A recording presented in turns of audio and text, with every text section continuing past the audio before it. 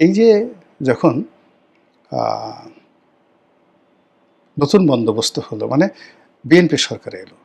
এই সময়টাতে সংবাদপত্রে এই সুবিধাভোগী শ্রেণী যারা আছে, এই সুবিধাভোগী শ্রেণীর মধ্যে এমন কিছু লোক সামনে চলে এলো, যারা ইউনূস জমানাতে যে ওই যে পায়ের জুতো ছিল, যাদেরকে মানে শেখ হাসিনার জমানাতে আপনি যদি মনে করেন একজন ইকবাল চৌহান চৌধুরী, একজন নাঈমুল ইসলাম খানকে যদি আপনি মাথার ক্যাপ হিসেবে বর্ণনা করেন, তাহলে এই দুজনের সমপর্যায়ের যে সমস্ত লোক ইউনূস জমানাতে দাপট ছিলেন, তারা নাঈমুল ইসলাম খানের জুতার সোল, জুতার উপরের অংশ না, নিচে যেগুলো হাঁটে সেই জুতার সোল, বা ইকবাল চৌহান চৌধুরীর জুতার সোল আর নাঈমুল ইসলাম খানের স্যান্ডেলের ফিতা হওয়ার উপযুক্ত নয়।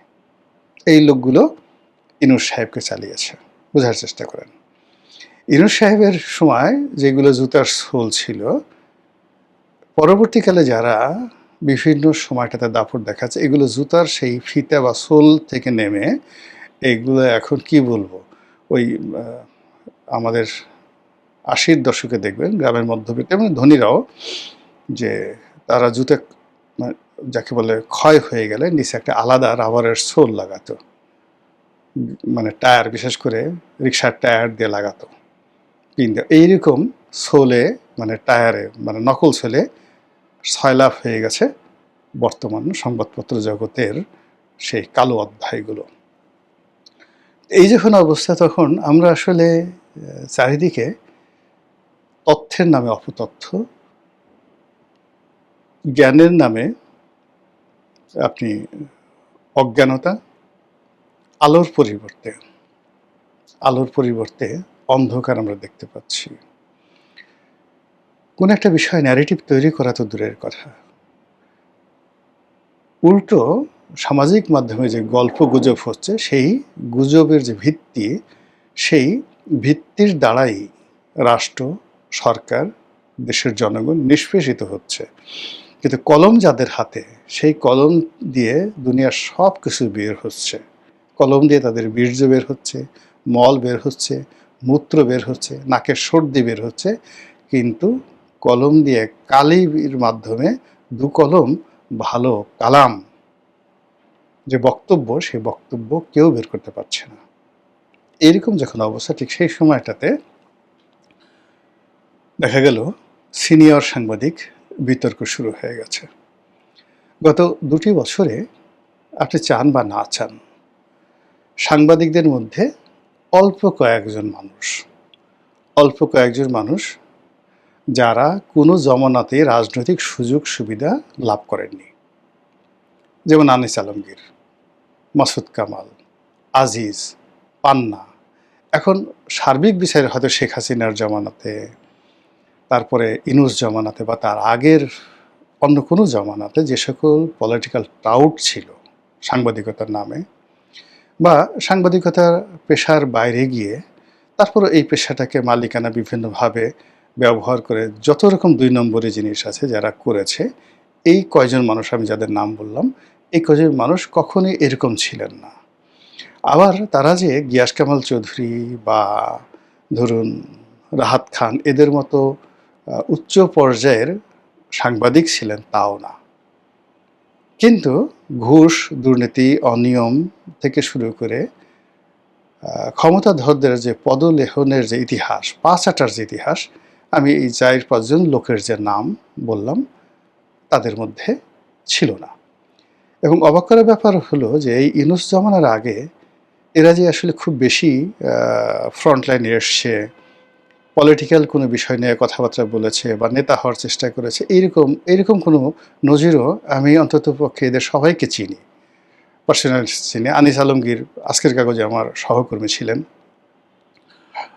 তারপর মাসুদ কামালকে চিনি, যদিও তার সঙ্গে আমার সরাসরি কোনো পত্রিকা একত্রে চাকরি করার সুবিধা হয়নি, কিন্তু তিনি জনকণ্ঠে দীর্ঘদিন ছিলেন, সেই সুবাদে আমি তাকে চিনি। পান্না নানা কারণে তাকে চিনি, একুশে টেলিভিশন থেকে তাকে চিনি। তারপরে আজিজ ভাইকে তো অনেক এমিনেন্ট জার্নালিস্ট, তাকে চিনি নানাভাবে। তিনি সেই অন্য ডেস্কে ছিলেন, বাট ডেইলি স্টারে তার সঙ্গে আমার একত্রে কিছুদিন কাজ করার সুযোগ হয়েছে। তো এই মানুষগুলো ওইরকম তাদের কোনো, যাকে বলা হয় নেতিবাচক দিক কোনো রাজনৈতিক পোর্টফোলিওতে ছিল না। আর এর আগে তারা কখনো ওরকম সাহসী, কখনো মজলুম, মানে ইদানিং তো সংবাদপত্র জগতে খালি মানে কতগুলো, যেমন কি নাম আসছে, অনুসন্ধানী সাংবাদিক, সাহসী সাংবাদিক, মজলুম সাংবাদিক, তারপর কি আছে মজলুম সাংবাদিক, এই নানা রকম নাম।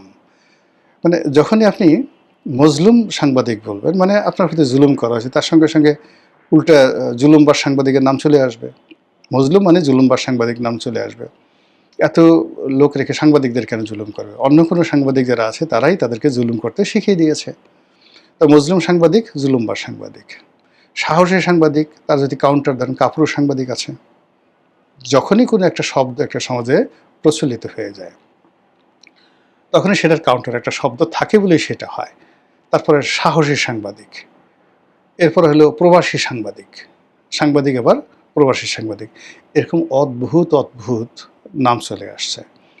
কারো উপাধি আছে খাট কাঁপানো সাংবাদিক, তারপরে কারো উপাধি আছে টুপাইস কামানো সাংবাদিক, কারো উপাধি আছে জিম্মি সাংবাদিক, কারো উপাধি আছে ডাকাত সাংবাদিক। এইরকম নানার নাম, গন্ধ, দুর্গন্ধ, রূপ, লাবণ্য মিলিয়ে তছনছ যখন হয়ে গেছে, তখন এই যে কয়েকজন লোক গত 2 বছরে সামহাও মানুষের আকর্ষণের বস্তু হয়ে গেছে।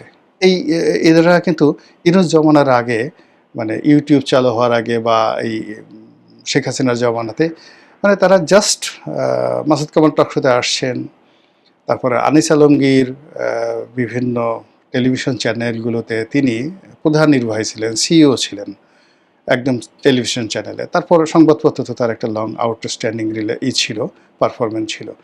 কিন্তু ওভাবে পাবলিক ওরিয়েন্টেড, এখন যেভাবে তাদের একটা ফেস পাবলিক ফেস হয়ে গেছে, এটা তারা কখনোই ছিল না, এবং ওই চেষ্টাও তাদের ছিল না কখনো। আজিজ ভাইয়ের একই অবস্থা। কিন্তু গত 2 বছরে সামহাও দে বিকাম হিরো। লোকজন তাদের কথা শুনছে, তারা চাকরি করুক বা না করুক, তাদেরকে মানুষ সাংবাদিক হিসেবে ভাবছে, অন্য কাউকে সাংবাদিক ভাবছে না, অন্য সবাইকে ওই যে জুতার তলা ভাবছে, জুতার শুকতলা ভাবছে, কাউকে হয়তো জুতার নিচে ওই যে টায়ারের যে সোল, সেই সোল ভাবছে, কিন্তু এদেরকে সাংবাদিক ভাবছে। আর এদেরকে যখনই সেই সিনিয়র সাংবাদিক বলা হচ্ছে, এরা যে কথাগুলো বলছেন সেই কথা দ্বারা যারা ক্ষতিগ্রস্ত হচ্ছেন তারা এদেরকে 2 চোখের বিষ মনে করছেন। এরপর অনেকে মনে করছেন, আরে এদেরকে সবাই সিনিয়র সাংবাদিক বলছে, আমাকে কেন বলছে না?